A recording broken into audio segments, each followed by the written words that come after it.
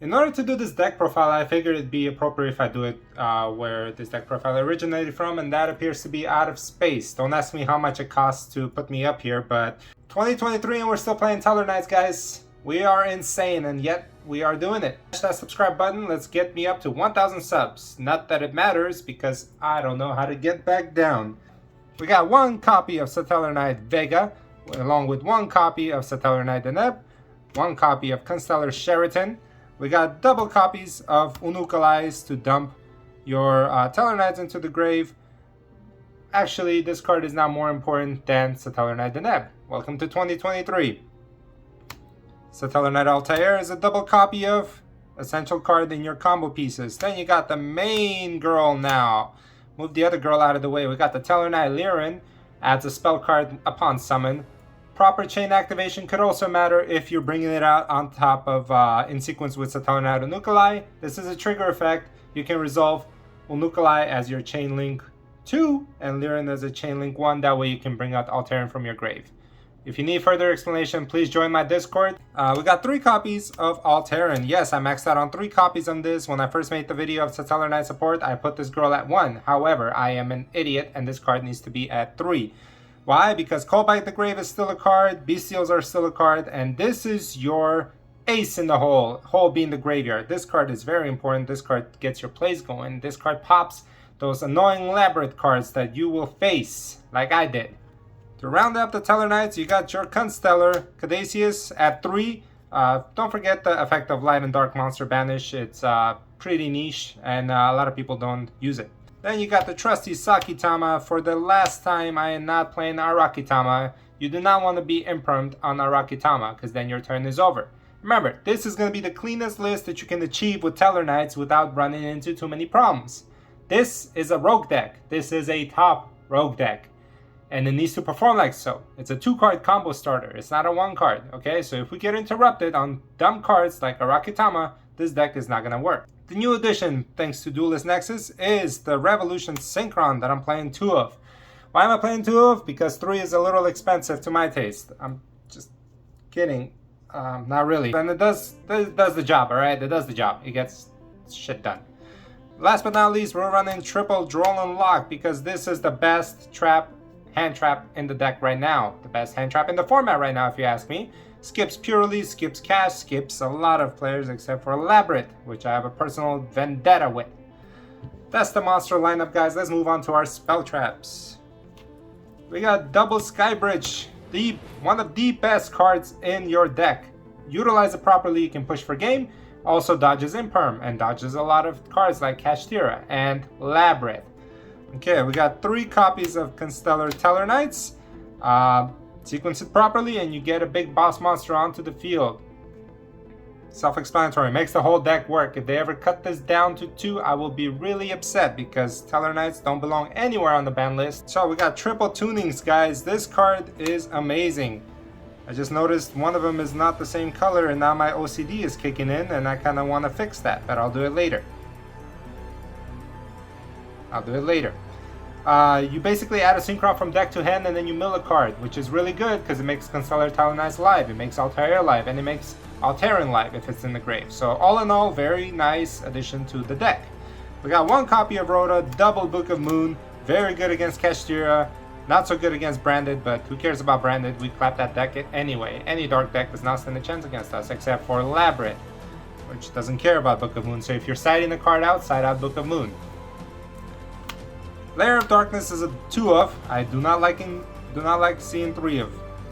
I hate it. I hate it very much. Lair of Darkness is something that gives our diamond a little bit extra boost, and by a little bit I mean an indestructible monster who can destroy every card on the field if you choose to activate their effect.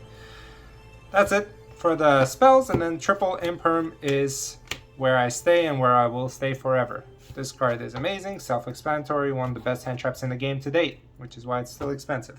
Moving on to the extra deck, we got 2 Tellarknight Caduceus. You always go into this guide. This is your first Tellarknight to hit the board. It has multiple effects, which you should utilize properly. One of the effects being Banish. Remember, it's a cost, so you still have to Banish. And then the second time with Skybridge, and I will show you that combo later. Satellarknight Talamias, ultimate rare. I'm not flexing. Yes, I am. This card's expensive. This card belongs with me. This card is amazing. It was banned for no reason, and I disagree with Konami wholeheartedly. And now that it's back, I'm not even playing the reason why it was banned in the first place, which was Cyber Dragon Nova Infinity, whatever the hell the name was. We do not play this card anymore, that card anymore, because it does not work with Satellarknights as much as you would think. But yeah. This is your auto skip, your opponent auto skip button, and there's a lot of ways that you can turn skip, not just the net. Also, if you want exclusive content, you can subscribe to my Be My Premium member. You can collect badges now and do all kind of fun stuff, like pay me money for some odd reason.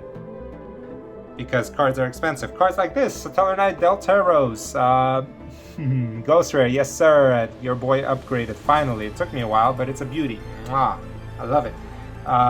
Not as good as I thought he would be, because I do not use him as I thought I would, because I don't run links anymore. Links are the reason why this guy was broken originally, but the fact that links are not a thing in my deck anymore, then it's not relevant. I usually use them to equip it to Talamias, or I can pop a card on the field, usually bait something out.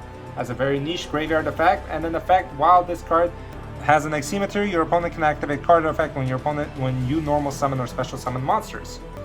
Ultimate rare, Satellarknight Trevor. I will continue flexing throughout this whole video. Bite me. Satellarknight Trevor, usually your turn 2 go-to clears the board, discards an opponent card from hand, and it's just an overall amazing card. Dark Satellarknight Battle Mist is your other layer of darkness, basically, on legs. Also has 7 material detach, but you rarely use that effect. I mean, you can, but you don't usually use it. Just remember, these two lock you into specific things, so use them properly. I gotta wrap this video up because I'm running out of air. Although I don't know how I got air in the first place. Constellar Pleiades, Seeker Rare, Hidden Arsenal, one of my favorite cards, and it clearly belongs in this deck. A great interruption during your opponent's turn. I will go over combo videos in next video. Constellar Ptolemy, my boy Ptolemy, man. You can always upgrade him through Satellarknight Constellar to gain an effect, to bounce a card on the field, but why would you do that? Right now he's just a step stool. The big boy, the boss monster of the deck, is your Satellarknight Constellar Diamond. It's a negate from branded players' cry for that they can't use. They can send cards from deck to grave, from grave to hand is banished instead. Just counters their whole deck, and then not once per turn, negate of Dark Monster effect anywhere.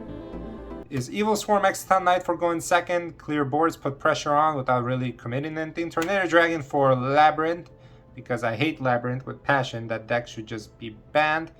1 Divine Arsenal AA Zeus. His daddy is coming out in the next set, I believe. That will make his way obviously into this deck. Zeus is self-explanatory. And now for our Synchro plays, because of Revolution Synchron, we are running Ancient Fairy Dragon. And I know what you're saying. Yo, I'm not running another field spell because I don't need it.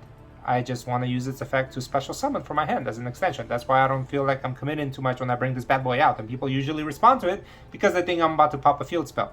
You can also pop your opponent's field spell if you choose so, and search Layer of Darkness that way, but again, that's not the priority. The priority is to switch Revolution Synchron into your Crystal Wing Synchro Dragon, so you can go and say F you to Nibiru, because that asteroid, which now that I think about it, I'm in space, I better look out for it, is not coming towards me because Force Summons Crystal Wing can let you play freely.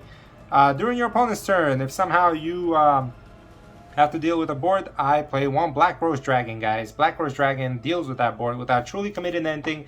A Sakitama plus Revolution Synchron equals a Black Rose. And if Black Rose gets impermed, then you can always go ahead and bring out your Crystal Wing during your opponent's turn and battle that out. So, for the extra deck, we have 1 copy of Alsam for time. Don't forget to use this guy from the deck as well if you're running out of time with Constellar Caduceus. We got 2 Ash Blossoms. Ash Blossoms are not as hype as people think it is. It's just a mid 10 trap at this point. Really good against branded, A-okay against Kashtira, and that's about it. Yeah, mid at best. We got double Nibiru because combo decks are still a thing. Combo decks are still a thing. I'm playing one. We got double Godarla because I cannot find a Ninja Turtle looking one, and also it's pretty expensive. Cosmic Cyclones, double of, because I'm not even gonna go there. We got double Dark Ruler no more. We got double Raigeki, and we got double Evenly Matched. I like the ratios of 2s versus 3s, gives me more versatility in the deck. Yes, I know triple tactics, thrust, is still a card, but yes, I know that card is about $70, and I do not have that kind of money. Unless you guys are willing to donate to me, I don't suggest you pitch that idea. So yeah, that's about it, guys. This has been fun, but I need to make my way back down now. I enjoyed doing this deck profile for you guys. Don't forget to smash that subscribe button, and as always, check in for my latest content, my live duels, my main master duel, and don't forget to join my Discord so we can talk a whole bunch of shit about Satellarknight and how all the other decks are kind of garbage compared to it. Until then, Satellarknight is out.